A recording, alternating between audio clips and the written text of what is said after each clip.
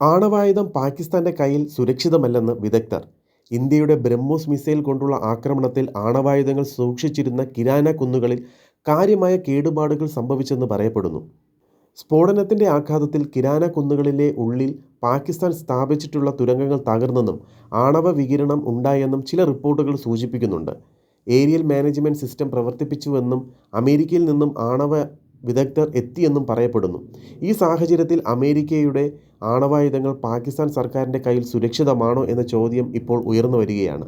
അതേസമയം പാകിസ്ഥാനിൽ ആണവ ചോർച്ച ഉണ്ടായിട്ടില്ലെന്ന് ഇൻ്റർനാഷണൽ അറ്റോമിക് എനർജി ഏജൻസി സ്ഥിരീകരിച്ചിട്ടുണ്ട്. എങ്കിലും ആണവായുധം ഭീകരരിൽ എത്തിയേക്കാമെന്ന ആശങ്ക ഇല്ലാതാകുന്നില്ല. ഭീകരവാദികളുടെ വലിയ ആധിപത്യം പാകിസ്ഥാനിൽ ഉള്ളതിനാൽ ആണവായുധം കർശനമായി നിയന്ത്രിക്കണമെന്ന് വിദഗ്ധർ പറയുന്നു.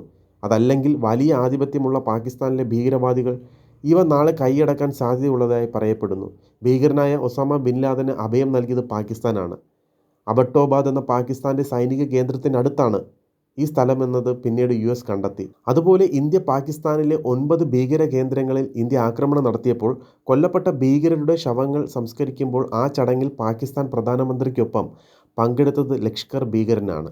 അമേരിക്ക പോലും ആഗോള ഭീകരനായി മുദ്ര കുത്തിയിട്ടുള്ള ലഷ്കർ-ഇ-തോയ്ബയുടെ നേതാവ് ഹഫീസ് റൌഫ് പാകിസ്ഥാൻ സർക്കാരുമായുള്ള അടുത്ത ബന്ധമുള്ളതിനാലാണ് ഈ ആണവായുധങ്ങൾ ഭീകരരിലേക്ക് എത്താൻ സാധ്യതയുണ്ട് എന്ന് വിലയിരുത്തപ്പെടുന്നത്.